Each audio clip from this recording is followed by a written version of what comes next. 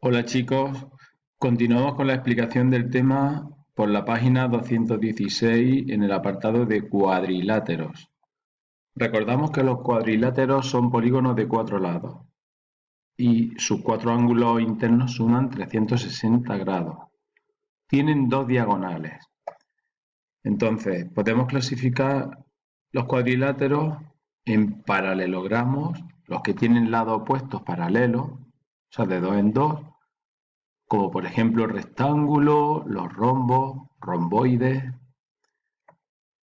Y bueno, en concreto, entre los rectángulos y los rombos están los cuadrados, ¿vale? Que son los que tienen los cuatro lados iguales y los cuatro ángulos iguales.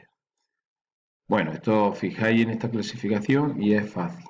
Luego están también los no paralelogramos, que son los trapecios, que solo tienen dos lados paralelos y los otros no, solo tienen este, y los lados estos laterales estarían inclinados, y otros cuadriláteros, o llamados trapezoides, que son irregulares y no tienen ningún lado paralelo y nada coincide, ¿vale?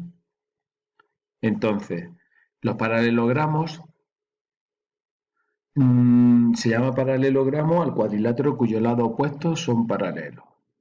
Entonces, las diagonales de un paralelogramo cualquiera se cortan en sus puntos medios, ¿vale? Observamos la línea esta en discontinua, que son las diagonales, ¿vale? Y en el cuadrado y en el rombo las diagonales son perpendiculares. En el cuadrado y en el rectángulo las diagonales son iguales.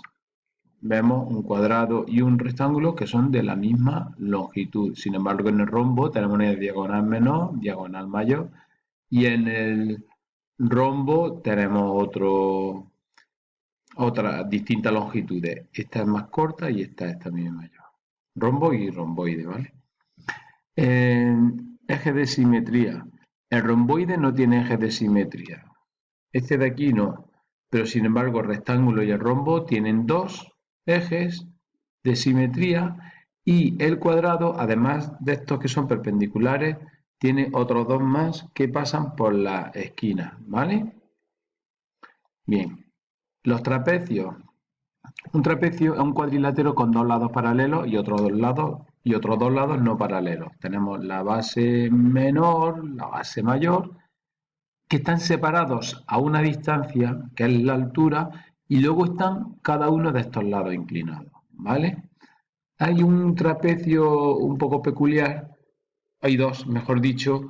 Uno es el trapecio rectángulo, o sea, el que un lado no lo tiene inclinado, lo tiene perpendicular a las bases, ese lado coincidiría con la altura, ¿vale? Coincidiría con la altura. O sea, esto sería altura igual, digamos, a ese lado. Vale. Y otro trapecio isósceles en el que estos dos lados son iguales, por tanto, el ángulo que forman, por ejemplo, con la base de abajo, eso es alfa, o el ángulo que forman con la base superior sería el mismo, sería beta, ¿vale?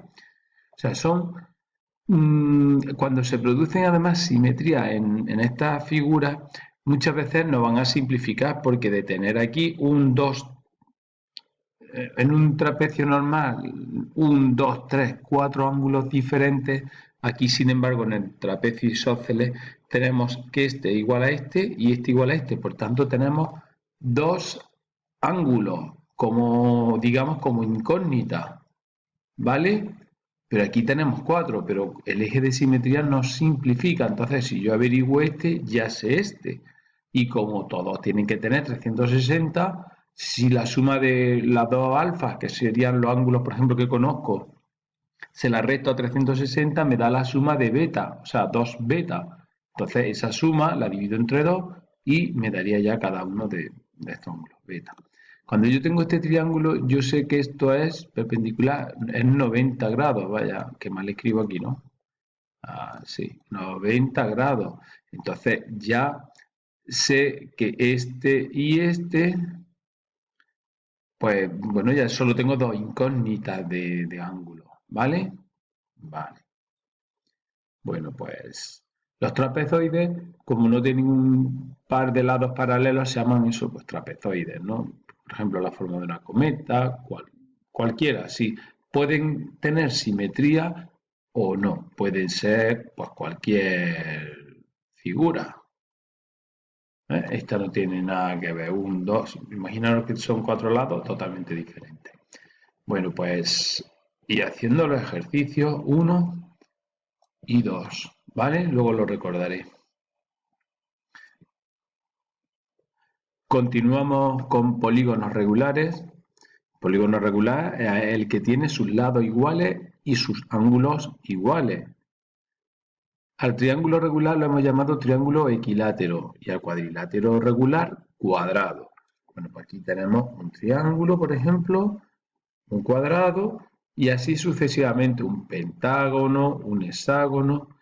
Todos los polígonos regulares tienen una circunferencia circunscrita. O sea, si yo pincho en el centro del cuadrado o del pentágono y paso por sus vértices, puedo trazar una circunferencia donde se queda encerrado el polígono.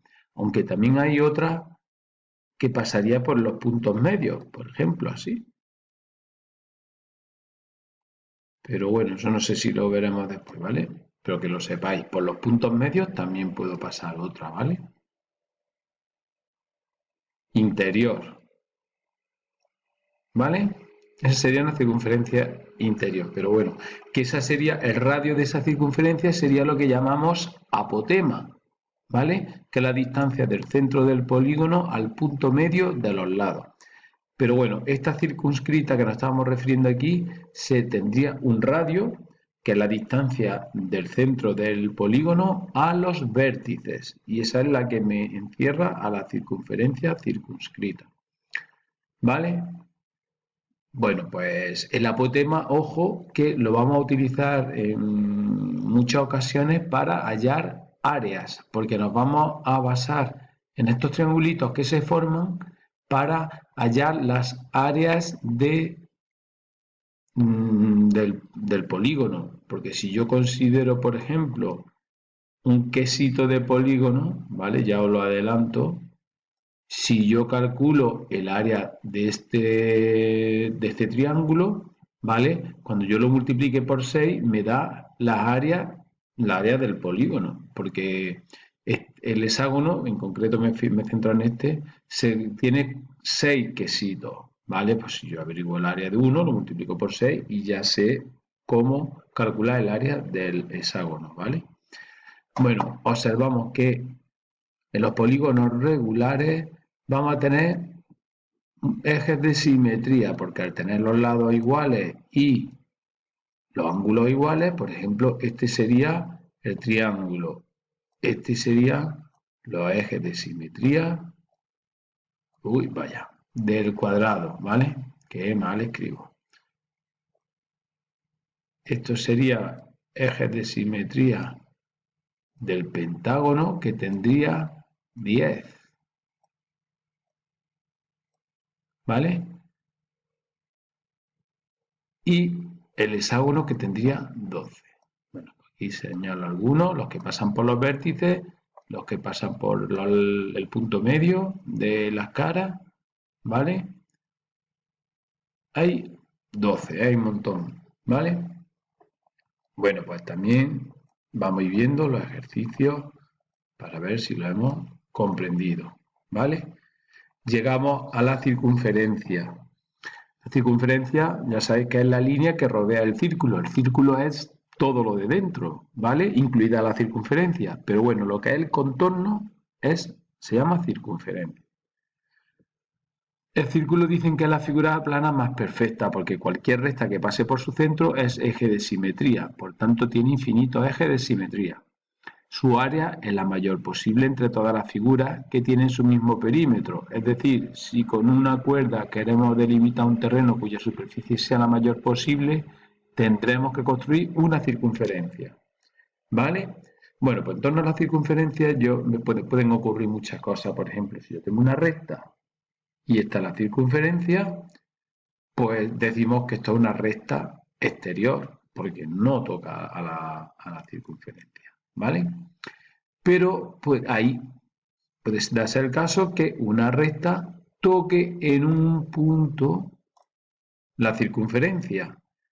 Además, si yo uno el centro de esa circunferencia con ese punto, como esto es un radio, esto va a ser perpendicular, ¿vale? Fijaros, forma de T, pues acordaros cómo se llama esa recta, una recta tangente, ¿vale? Acordaros de que se forma con el radio una forma en T, de tangente. Y si yo corto la circunferencia en dos puntos, esto es una cuerda. Habrá una distancia siempre perpendicular a esa cuerda. Y ojo, yo sé, si yo dibujo aquí un punto y lo uno, esto siempre es un radio, ¿vale? Pues acordaros que con esta, aquí se forma un triángulo rectángulo que nos va a dar mucho juego para hacer cálculos, ¿vale? Pero bueno, aquí lo tenemos también. Esto es un triángulo rectángulo porque está perpendicular, esto es un ángulo de 90, ¿vale? Es un ángulo de 90. Entonces, estos rectángulos nos van a dar mucho juego porque, por ejemplo, si yo sé el radio y sé esta distancia, puedo calcular cuánto vale esta longitud con el teorema de Pitágoras. Pero bueno, eso lo daremos ahora un poquito más adelante en este mismo tema. Vale. También podemos observar cómo se comportan dos circunferencias. Por ejemplo, una circunferencia que no tiene nada que ver con esta circunferencia, pues se llaman exteriores. Pero si se tocan en un punto, además una tiene radio pequeño y otra radio mayúscula, esa distancia d entre los centros, al tocarse en un punto, es como si uniéramos el radio mayor y el radio pequeño. Entonces la distancia es la suma de los radios. Ahora, si una circunferencia monta sobre la otra, esa distancia será, o sea, esa d es más pequeña que mayor que la diferencia de los radios y menor que la suma de los radios, ¿vale? Pueden ser tangentes interiores, o sea, que esté por dentro. Puede ser interior, ¿vale? Y siempre se cumpliría esto, la distancia entre los centros cumpliría esto. O cuando la diferencia entre R mayor y R menor es cero, es porque coincide, son concéntricas, ¿vale? Tienen el mismo centro, ¿vale? Bueno, pues un poco con esto completamos esta segunda parte digamos, del tema. De esta forma, ya sabéis que me podéis preguntar dudas a través del correo, ¿vale? O cuando realicemos la siguiente videoconferencia. Bueno, chicos, pues continuaremos el próximo día vamos a ver, con el teorema de Pitágoras, ¿vale? Que este tema es muy interesante y se merece como un apartado propio, ¿vale? Venga, hasta luego, chicos, gracias.